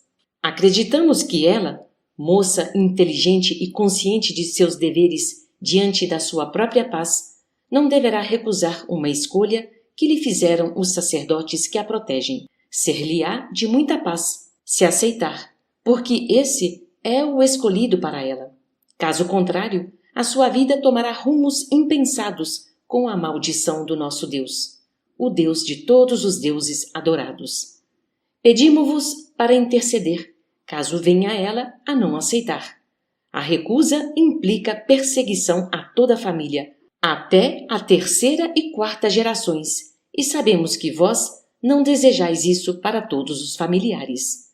Além de tudo isso, o príncipe da sinagoga nos enviou nesta missão importante para Maria e para o templo, para dizer que deseja casar todas aquelas ligadas à casa de Deus que não moram com as virgens. Ela deve casar-se com o escolhido, que se chama José ben Jacob. É homem honesto e trabalhador, fiel aos nossos mandos e de origem nobre, como já vos falamos. Eli, reconhecendo que a recusa seria um desastre para a família, mudou seu tratamento para com os sacerdotes, pedindo a eles que abençoassem seu lar e sua filha, e queria tomar todas as providências para que a jovem aceitasse a incumbência de consorciar-se com aquele que foi indicado pelos sacerdotes de Deus. Eles sorriram e ficaram à vontade. Eli e Ana serviram-lhes figos, mel e leite à vontade, e eles, agradecendo a hospedagem oferecida, despediram-se, sentindo a primeira etapa vencida, e partiram, tornando a abençoar a família, deixando recomendações para a moça que se encontrava distante. O carro, dirigido por 2 serviçais, levantou poeira pelo seu deslizamento na estrada. Os sacerdotes, pelo exagero na alimentação, logo adormeceram, enquanto os servos incitavam os animais. Naquela noite, Eli e Ana não conseguiram conciliar o sono. Pensavam em sua filha e não se esqueciam da fraternidade dos essênios, principalmente de Pai Muni. Desejavam uma orientação a respeito da vida de Maria. José, muito sensibilizado, também passara noites de insônia, meditando sobre o que ouvira da boca dos sacerdotes acerca do seu casamento com uma moça que ele mal conhecia. A pressão era tanta entre o conhecido e o desconhecido que José decidiu viajar para o Monte Carmelo e falar com Pai Muni, ancião em que ele muito confiava desde o seu ingresso na fraternal comunidade dos essênios. Como ele cumpria seus deveres para com a comunidade, podia pedir em sã consciência conselhos referentes à sua vida e à sua união com a jovem desconhecida de Nazaré. Já acostumado com as distâncias, para ele, aquela viagem foi uma distração. Junto aos sacerdotes, guardava segredo profundo de que pertencia à fraternidade. Era de seu conhecimento a revolta de alguns deles contra a comunidade dos essênios. No entanto, mesmo amando as 2 casas, o seu coração pendia mais para o lado de Pai Muni, pelo seu amor e pela sua doutrina baseada no bem, sem exigência alguma. Maria, chegando à casa, encontrou seus pais em acalorada conversação. Pediu explicação e ficou sabendo do ocorrido, sem denunciar alteração no seu modo de ser. Passou a meditar e teve a intuição, qual seus pais, de ir em busca de Pai Muni. Conversou com seus genitores e partiram rumo ao Monte Carmelo. Era uma boa caminhada, no entanto, O costume fazia as distâncias se encurtarem e a natureza ajudava na sua esplendente beleza. Os caminhos floridos e os céus límpidos sugeriam grande esperança, e todos confiavam em Deus e nos anjos que se faziam sempre presentes. Continuação, capítulo 14. Em preparo espiritual, parte 4. Pai Muni se encontrava recostado em uma cadeira, meditando sobre os acontecimentos presentes e futuros e como iriam se desenrolar. Pensava no Messias prometido e visualizava Maria de Nazaré no desempenho da sua missão, que certamente seria espinhosa. Entrou em profunda meditação, passando a orar. Senhor, fazei de nós instrumentos benfazejos. Não nos deixeis cair sem forças para levantar. Não consintais que usemos o verbo sem amparo para fazer o bem. Ajudai-nos a compreender o que ainda não conseguimos alcançar pelas nossas inferioridades. Divina luz, abençoai nossos esforços de cada dia, para que possamos sentir a luz que vem em direção à terra. Os que compõem a fraternidade, Senhor, são muitos. Que eles se tornem uma unidade, com os mesmos pensamentos e com os mesmos ideais. Não deixeis que se operem mudanças nessas almas, que não sejam para melhorar no discernimento, na caridade e no amor. Sei que já me encontro com as forças faltando, mas caso seja da vossa vontade que eu fique na terra, até a chegada do vosso Filho amado, aquele que vem restaurar todas as coisas e cumprir todas as profecias em vosso nome, que meu coração só pare na terra depois de vê-lo, continuando a pulsar na eternidade. Não desejo diretamente bênçãos para mim, que não as mereço, mas para todos os essênios que se encontram espalhados por todo o mundo, plantando as sementes do bem, na certeza de que esse bem prepara a terra para receber o sol da verdade, enviado por vossas mãos generosas. Eu vos peço, Senhor, para Maria, a vossa escolhida para o grande evento que a terra jamais presenciou, que ela tenha a proteção por onde andar, que seus passos sejam guiados por vossos anjos e que a sua boca irradie a luz, dissipando as trevas dos caminhos das criaturas. Também vos peço pelos inimigos da luz. Sei que eles não sabem o que fazem na perseguição do bem, que os torna melhores, e por isso vos peço um tempo para que eles conheçam o amor. Nesta casa que é vossa, fazei de mim o vosso servo, ainda que o menor de todos. Que a luz da vida seja a luz do meu coração, irmanado com a minha cabeça, direcionando os meus pés para a paz de todas as criaturas do mundo. Aqui, deitado, com poucas forças para me levantar, sinto-me feliz e beijo o ar, como se estivesse beijando a vossa face de luz. Lágrimas brotavam dos olhos cansados do grande homem, empenhado em dirigir a fraternidade dos essênios do Monte Carmelo. Enquanto isso, os sacerdotes do imenso Templo de Davi e Salomão liam os pergaminhos do Velho Testamento, buscando relembrar as profecias e a história do povo judeu e dos patriarcas que os iluminaram. Os essênios, nos montes, quase invisíveis pelo silêncio, estudavam a contraparte, se assim podemos dizer, do livro santo, nos esconderijos que lhes oferecia a própria natureza, como sendo os verdadeiros ensinamentos do próprio Moisés e daquele que organizou a fraternidade, seu irmão Essen, que ficou igualmente na qualidade de guia da fraternidade. Fixando os olhos espirituais no peito de Pai Muni, via-se bater outro coração que não era o muscular, mas um coração de luz, irradiando-se por todo o corpo, levando socorro para todo o mundo celular já em certa decadência. Ao proferir a prece, jatos de claridade desprendiam da boca benfeitora de Pai Muni, a irradiar em todo o ambiente, enriquecendo o ar do templo e se consubstanciando em alimento espiritual para os que chegassem em busca de conforto. Saindo do estado da oração proferida, Pai Muni escutou o tilintar acertado como senha dos essênios quando chegavam de viagem para ingressar no templo. Ele se levantou, caminhou com dificuldade em direção à porta, encontrando, na posição característica da sua humildade, José ben Jacob, ansioso para falar com o iluminado ancião. Pedindo licença, José beijou com ternura aquelas mãos enrugadas. Fazendo-o entrar, Pai Muni disse-lhe com carinho: quais os ventos que te trouxeram por estas bandas antes do dia acertado para a tua volta?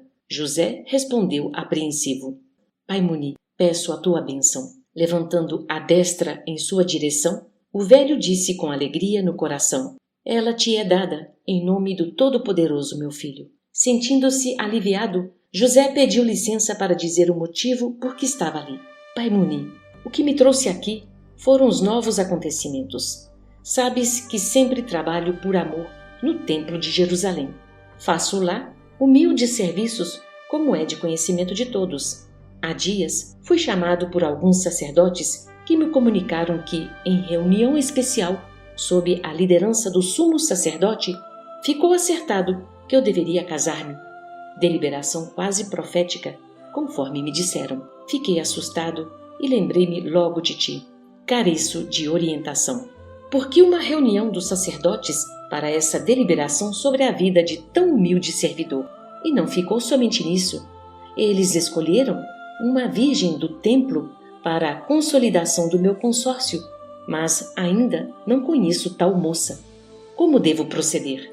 Pai Muni, soltando o pensamento em todas as direções, já acostumado a viajar em busca de segredos, deixou um leve sorriso aparecer em seus lábios e seu coração lhe confirmou, na suavidade do seu ser, que era realmente a moça de Nazaré.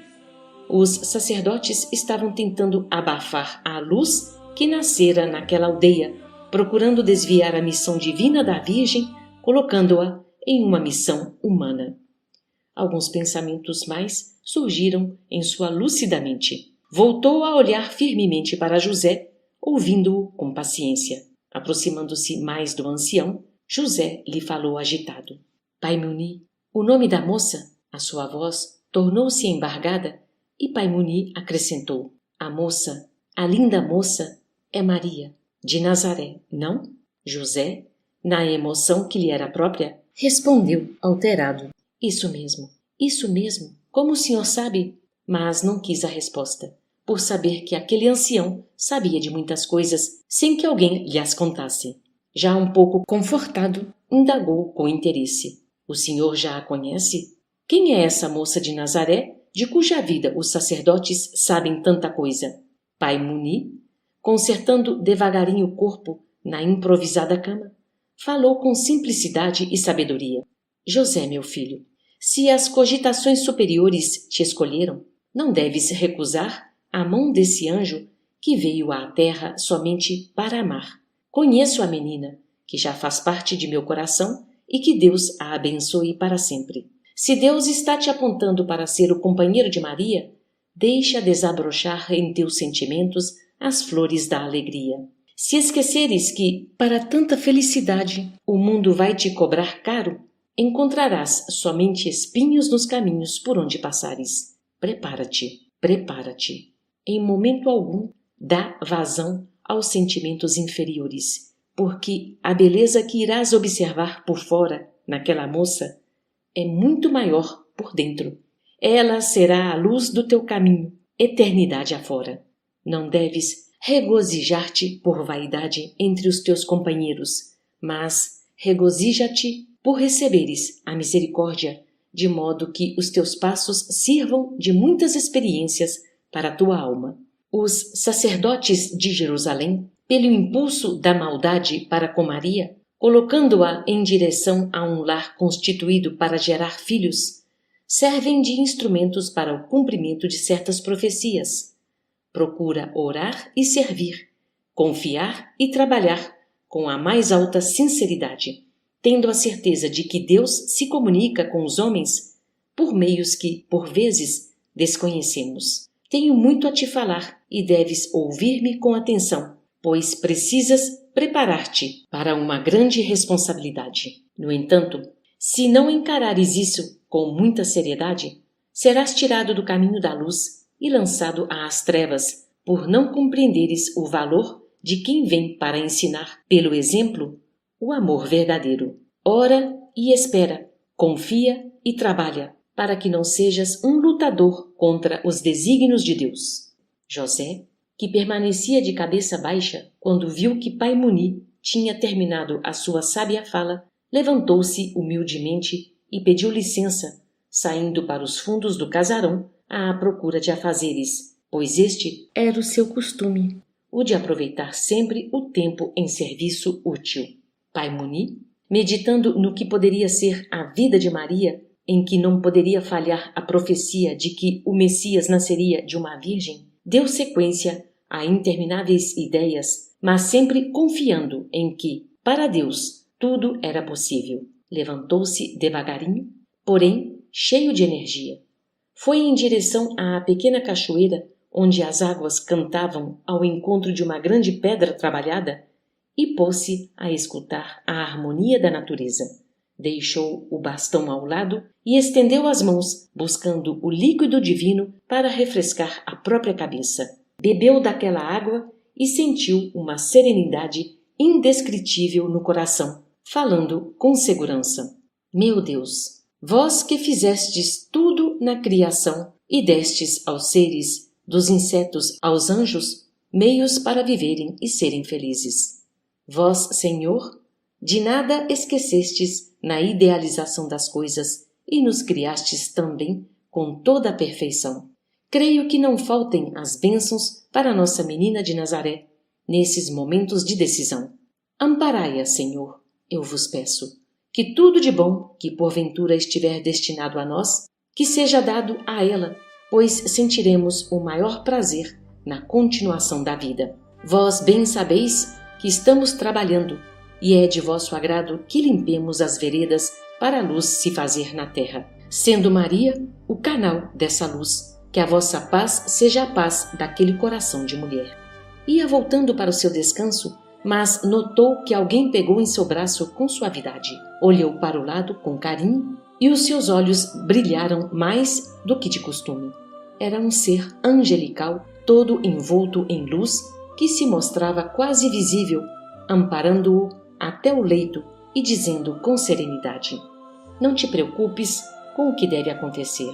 Se Deus fez tudo o que existe deve obedecer à sua magnânima vontade. As profecias deverão ser cumpridas e o Messias deverá nascer de uma virgem. Essa virgem é Maria de Nazaré. Se achas difícil alguma coisa, para o Senhor não existem dificuldades, pois Ele é a solução de todos os problemas. O cumprimento das profecias que todos nós aguardamos não significa escolha de raças nem linhagens de reis, que para Deus não têm a mesma importância. É para que a mensagem seja mais aceita no seio dos próprios judeus, pois eles fazem parte da raça mais endurecida da terra. A vinda do Messias, no meio deles, representa a misericórdia de Deus, porque são muito doentes dos sentimentos. No entanto, a sua luz não ficará somente na Judéia, pois ela é qual o sol, brilhará em todo o mundo. Este homem deverá ser o companheiro de Maria e não o pai do Salvador. Não perguntes como, o tempo mostrar-te-á como deve ser. Ajuda-nos no que puderes, para que a tua parte seja feita. A Virgem de Nazaré continuará sendo virgem antes e depois do divino parto. A maledicência irá confundir a ideia de muitos, mas a verdade sempre vence, porque a verdade é Deus presente onde quer que seja. Maria está chegando à tua procura. Recebe-a. A família dela está aflita com os acontecimentos. Dá-lhes a água da vida para beber e basta. Adeus. Continuação do capítulo 14, em Preparo Espiritual, parte 5. Pai Muni estava radiante de contentamento. Não se assustou por já ter ouvido tais entidades muitas vezes, orientando os rumos da fraternidade. Renovado de ideias, esperou tranquilamente a chegada de Maria com seus pais. Daí a instantes, bateram à porta. Era Maria com seus pais, que estavam apreensivos com os acontecimentos. Maria, porém, permanecia tranquila. Confiava nas deliberações do céu. Foram levados até o ancião, que os recebeu com muita alegria. Tanto Maria como os pais lhe beijaram as mãos venerandas com respeito e carinho, e todos respiraram à vontade, sentindo grande segurança no que tinham a dizer. Eli, depois de tomar alguns goles de água que um dos terapeutas lhe ofereceu, pediu licença ao respeitável orientador e falou com esperança. Pai Muni, eu e Ana estamos preocupados com os novos acontecimentos. Não sabemos o que pensar sobre tão intrincado assunto que os nossos corações alarmou. Não obstante, não sabemos se o de Maria, nossa filha, procede do mesmo jeito. Queremos tua valiosa opinião. E narrou toda a história para o conselheiro, que permanecia de bom humor, ouvindo tudo silenciosamente, por já saber de antemão todos os fatos e a verdadeira solução para que se cumprissem as promessas do Senhor. Pai Muni olhou para Maria em atitude de abençoar aquele anjo de Deus pelos sentimentos desprendidos do seu coração. Olhou em seguida para Ana, tranquilizando-a na suavidade dos seus ideais. E buscou Eli, na confiança que Deus lhe deu pelos inumeráveis evos de experiência. Em seguida, disse: Meus filhos, não perturbeis os vossos corações por simples acontecimentos que a natureza organizou. Todos os fatos são regidos pelas leis de Deus. Nada acontece por acaso no mundo e em nós. Nada existe alterado na criação do Todo-Poderoso. O que tem de ser, há de se notar. Sei o que pensais sobre a vossa filha. As profecias estão certas e, principalmente, a do nosso grande Isaías, que nos fala detalhadamente sobre o Messias. As nossas deduções sobre a sua chegada é que muitas vezes não refletem a realidade, porque a interpretamos com as cores que aprendemos no mundo em que vivemos. As leis são as mesmas para todos, do verme aos anjos. No entanto, a evolução nos capacita para recebermos mais ou menos das mãos benfeitoras de Deus. A inteligência que já conquistamos nos ajuda a extrair da água e do ar algo mais que o animal ainda não percebeu. O que desespera o homem comum em nada altera uma alma iluminada. O que acabais de dizer nos parece ser trama das sombras, todavia passa a ser segurança para os caminhos da nossa filha do coração. Deus pode fazer expressarem-se até as próprias pedras, se for do seu agrado, quanto mais uma virgem ter filho. Abre nota. Mesmo destas pedras, Deus pode suscitar filhos a Abraão. Mateus, capítulo 3, versículo 9. Fecha a nota. Não altereis vossos sentimentos com o que o Senhor está fazendo, que Ele sabe o que faz melhor do que pensamos. O que tenho a dizer é que Maria deve se casar com o varão indicado pelos sacerdotes, pois essa indicação não vem deles. São apenas instrumentos da vontade do Senhor e os anjos que nos cercam estão velando por todos nós, e principalmente nossa querida Maria, na função do grande acontecimento jamais visto na terra. Acalmai-vos e entreguemos a Deus as nossas próprias vidas, confiando nele e em nós, na direção do dever a cumprir. Ele e Ana ficaram aliviados com a fala de Pai Muni. Maria meditava, ouvindo as verdades. José, que já fizera algumas das suas obrigações no templo, vinha à sala trazendo suco de frutas moídas com bolinhos de mel.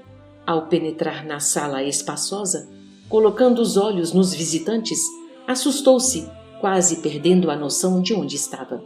Tirou a vista de Ana e Eli e deparou com os grandes olhos de Maria, onde o azul se parecia com o próprio céu. Seu coração disparou.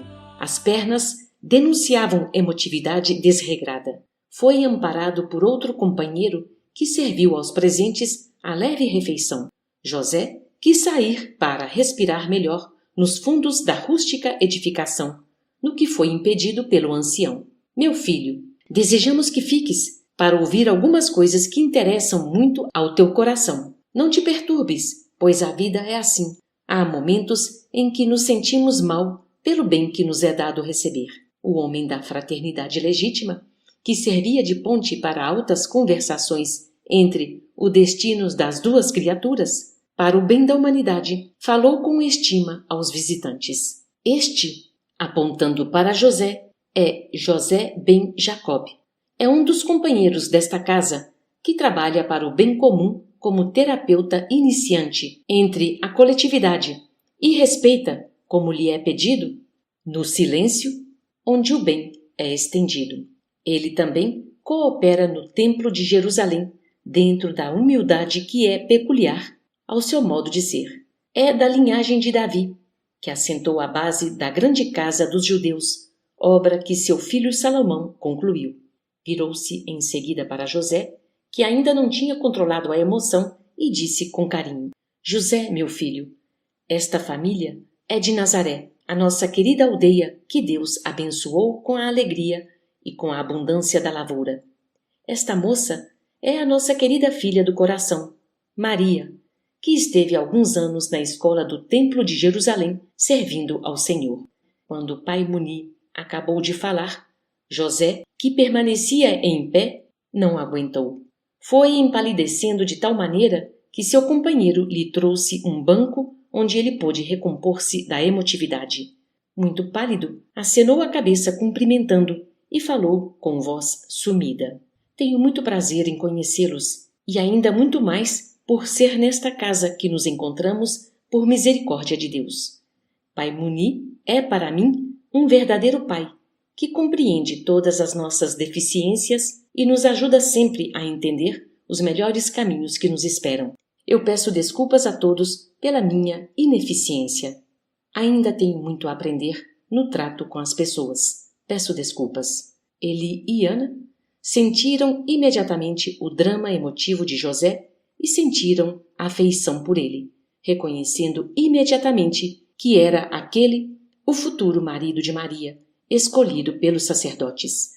Notava-se que era bem mais velho que sua filha, porém, as diretrizes dos sentimentos eram as mesmas da família de Nazaré, o que, para eles, era o que valia. Respiraram aliviados, ganhando confiança no destino da sua filha, que julgavam estar algo incerto. Maria se mostrava serena. Ouvia tudo, deduzindo o que poderia ser, mas sabia que Deus não erra, escrevendo na natureza humana as verdades da natureza divina. Viu em José o companheiro com o qual poderia consorciar-se, objetivando mais uma missão e não propriamente um casamento nos moldes da terra, com as exigências humanas. Era consciente de seus deveres perante Deus e a sua consciência. Pai Muni olhou para Maria, sentindo-lhe a grandeza d'alma, e disse com mansuetude: Maria, minha filha, que dizes dos fatos surgidos pelas bênçãos de Deus? Ela, fitando o ancião do amor, respondeu com discernimento: Vejo em tudo a vontade daquele que nos criou. Tudo o que sucede são lições que deveremos aproveitar com serenidade e paciência, com amor e coragem. Deus desconhece o impossível, senão ele não seria Deus de bondade e de amor. O nosso coração se alegra cada vez mais quando notamos o cumprimento das profecias anunciadas, e agora noto, com mais propriedade, como Deus escolhe para nós os caminhos por meios tais que a própria natureza nos protege. Devemos aceitar sem alarde e sem injuriar os fatos. Acho que estamos todos bem e sinto iniciar-se mais um passo nos nossos ideais, com as bênçãos de Deus a todos nós confortando. Peço a Pai Muni para sempre velar por nós, nas nossas lutas, que entendo serem muitas e intensas. José, por mais que quisesse tirar os olhos de Maria, não tinha outro gesto. Não desconcertava a moça, por esta se encontrar acima dos gestos humanos. O coração de José parecia que enlouquecera dentro do peito, como um pássaro que, pela primeira vez, fora preso em gaiola. Pai Muni falou ao casal e a Maria sem delongas. Não queria esconder os sentidos das suas palavras e, assim o fez. Amados amigos que estimo do fundo da alma, quero vos falar abertamente, como se estivéssemos cantando a canção da verdade. Este é o nosso José ben Jacob, que muito nos serve nesta casa, como já vos falei, e também ao Templo de Jerusalém. É esse mesmo José que os sacerdotes escolheram para ser o futuro esposo de Maria, a nossa estimada filha do coração. Esta é a vontade de Deus para conosco. Se viestes em busca de algo que vos orientasse, esta é a minha palavra. Que José faça parte da vossa família, Eli, como genro de um lar que muito amo e do qual me considero também participante. Virando-se para José, acomodou os olhos mansamente em sua direção e falou com dignidade: José ben Jacob, se achas que não mereces o que vem para o teu caminho, agradece a Deus a misericórdia e sê grato pelo que podes receber, como oportunidade de crescer para o Senhor, pois tudo isso que tens em mãos tem um preço: a renúncia, o perdão, o trabalho, a obediência, o amor, que devem ser vividos em todos os teus passos. Serás, de momento para outro, agredido nos teus direitos de homem, porque acima deles existem e vibram os direitos divinos. A verdade prevalece enquanto não chega uma verdade maior. Se compreenderes o sentido da tua missão junto a esta que deverá ser a tua companheira e que está a caminho dos primeiros passos, terás a paz de consciência que há muito vens procurando. Educa mais todos os teus sentimentos e todos os teus impulsos, que desta vez não vieste para os prazeres efêmeros. Pergunta aos mais experientes quais são os melhores caminhos da disciplina e procura trilhar por eles, sem vantagens para a inferioridade. Não reclames, nem abuses da liberdade. Cada vez que te for dada a oportunidade de corrigir-te, agradece aos céus e pede mais corrigenda. Se estás trabalhando, ou vais trabalhar, limpando as veredas para o grande mestre da fraternidade universal, não podes alimentar outra ideia que não seja a do amor, na pureza que te compete viver. Enquanto existir esta casa, que tem os mesmos objetivos da nossa conversa, as suas portas estarão abertas para todos vós, para que se cumpram as profecias de todos os anunciantes da vinda do Messias. Sê fiel, meu filho, em todas as circunstâncias, e amigo em todos os momentos. Continua a trabalhar como vens fazendo, para aliviar os enfermos aonde quer que fores, sem nunca esqueceres que o silêncio é de grande ajuda para os bons sentimentos. José não sabia o que fazer diante do ancião da fraternidade. Chorava sem parar. Buscou as mãos de pai Muni e beijou-as enternecido, mas diferente das outras vezes. Encontrava-se ajoelhado, ato que fizera por impulso, por força do coração. Pai Muni passou as mãos em sua cabeça, agitada de felicidade, e disse com compaixão: José, os animais da terra nem sempre olham para cima, por não suportarem a luz dos céus, mas abaixam a cabeça em obediência ao comando da vida. Faze o mesmo.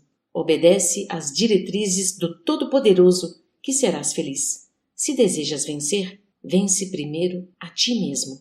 O velho Muni, na santidade irrefutável do coração, sentindo dentro d'alma uma alegria imensurável, deu um sinal já conhecido de todos os presentes da comunidade, e eles apareceram cantando um hino alusivo ao amor. O ancião empalidecera por um momento. Quando o silêncio invadiu o ambiente respeitável do casarão, ele, com os olhos fixos em Maria, pegou o antigo bordão, que já fazia parte da sua própria vida, e o entregou a ela com um contentamento expresso no rosto, dizendo: onde existe amor, um bastão se transforma em flores, e essas em forças para a aliança de dois seres, eternidade afora. Maria, com os olhos umedecidos por ver e sentir a candura de seu pai espiritual, naquele gesto de profundo entendimento, recebeu o bordão com a graça que os céus lhe outorgaram e, em um momento de profunda reverência, beijou-o com toda a ternura do seu coração. Este, aos olhos de todos os presentes, transformou-se em um ramalhete de flores, a recender essências raras. A jovem de Nazaré apertou-o de encontro ao peito, sentindo o inexplicável no seu mundo interior. E a única manifestação que poderia expressar era somente através das lágrimas, em abundância. A intuição fê-la passar o ramalhete para sua mãe, e esta o passou para Eli, que o entregou a José, e este ao pai Muni. E todos choraram, agradecendo aos céus pela presença dos anjos naquela manifestação de amor. Depois de muito silêncio, alegraram-se com outras conversações, multiplicando as esperanças dos caminhos a seguir. E o cajado retornou ao seu estado anterior. Combinaram entre si que José poderia começar a frequentar a casa de Eli e Ana, em um entrelaçamento de mais profunda aliança, na confiança de que o céu pudesse consolidar os seus compromissos. Continuação do capítulo 14, em Preparo Espiritual, parte 6. José havia sido escolhido, no plano espiritual, para fazer parte desse abençoado projeto, porque estava pendente, nas dobras do tempo, uma dívida para com o abençoado espírito Maria. Ao tomar conhecimento do projeto, ela se recordou dele e se propôs dar-lhe a chance de apagar a marca do passado longínquo. Localizado, aturdido diante do mensageiro que lhe transmitia o convite, sem alcançar a profundidade da tarefa, mas premido pela consciência aflita, José aceitou a redentora oportunidade. Passada aquela fase reencarnatória, José carregou consigo um sentimento tão profundo de gratidão a Maria que, a cada reencarnação sua, independente do aspecto religioso, manifesta eterna reverência a esse nome, cuja simples pronúncia o faz estremecer de emoção. Por gratidão e atraído como que pelo magnetismo iluminado de Maria, ele permanece ligado a ela como uma saudade profunda fixada na sua órbita angelical, como se fosse a lua em torno da terra, e ele, a cada reencarnação, mais se liberta dos aspectos materiais, pois a renúncia já é, para ele, uma conquista alcançada. Continuação do capítulo 14, em Preparo Espiritual, parte 7. Última parte. Todos os templos dos essênios foram avisados do achado divino de Pai Muni, e eles passaram a trabalhar com mais intensidade para que o amor nascesse na terra e fizesse ambiente para o Messias anunciado. O Monte Carmelo ficou em evidência e recebia constantes visitas dos essênios de toda parte em busca de Pai Muni e querendo conhecer o futuro casal com maior interesse em admirar a Virgem por onde deveria passar e surgir na terra o sol espiritual. Em Nazaré, um grande aglomerado de espíritos encarnados e desencarnados aguardava, no divino intercâmbio de esperança, o dia em que deveria nascer o divino doador. José foi procurado novamente pelos sacerdotes, não para perguntar se ele aceitaria, mas para determinar o seu enlace com Maria de Nazaré. Os membros do Sinédrio não podiam esperar mais, com medo dos inimigos da comunidade, que poderiam lançar mão da inteligência da moça, por cuja vigilância sentiam-se responsáveis, e desacreditarem a organização milenária. José, já refeito das emoções, sentia-se como um pássaro livre, cantarolando nos seus afazeres. Já não fazia mais viagens longas, esperando o desfecho dos acontecimentos. Havia ido à casa de Eli e Ana, gostando imensamente do ambiente familiar. A imagem de Maria não saía da sua mente, sentindo-a como uma santa de Deus no seu coração esperançoso. Havia momentos em que era tomado por uma apatia poderosa, por reconhecer-se bem mais velho que a sua futura esposa e ter traços muito grosseiros em relação à ave de Nazaré. Explodia em seu peito uma certa sensação de inferioridade quando conversava com a sua futura consorte. Momentos depois esquecia, dizendo de si para consigo: isso não importa. Creio que, se for vontade de Deus, como acreditamos, certas diferenças não passam de sustos naturais do próprio destino. O que devemos fazer é confiar no Senhor. Os essênios do Monte Tabor criaram uma meditação em hora certa para sustentar a tranquilidade em favor da vinda do Messias. Essa meditação era intercalada com orações. Onde estivesse um essênio, ao pôr do sol, ele se recolhia e orava em louvor aos céus pela bênção da vinda do Salvador. Intercruzaram-se pensamentos por toda parte, de amor e bondade, de compreensão e devotamento, de trabalho e perdão, para que a luz pudesse manifestar-se na terra em favor da humanidade. Os essênios tinham conhecimento de que o ar estava empestado de forças deletérias dos pensamentos dos homens, saldo das guerras, das invasões, da maledicência, dos assaltos e das perseguições, magnetismo inferior, dificílimo de ser carreado pelos ventos, por ser de ordem sutil, emanado de mentes em desajustes.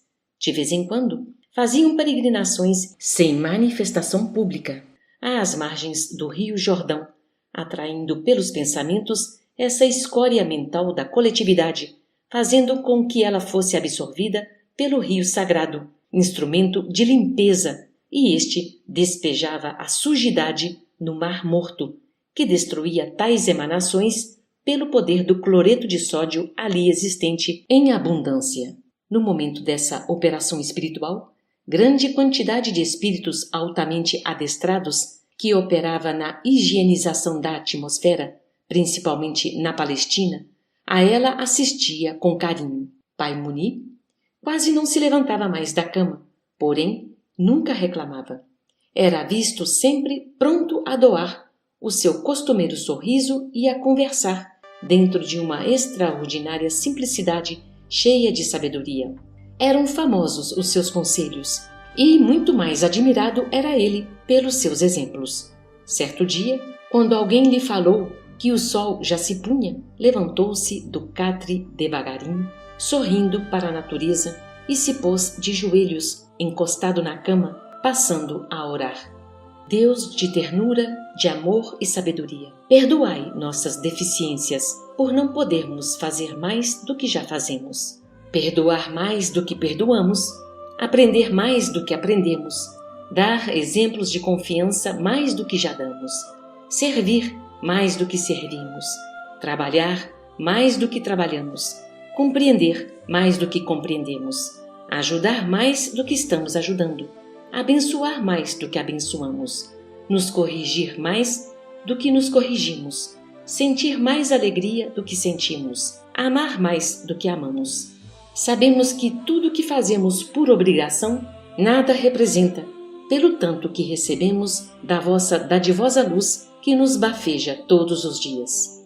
Abençoai, Deus de amor, neste momento, todos os nossos companheiros, onde eles estiverem, para que aquele que haverá de vir possa encontrar alguns sinais dos nossos esforços.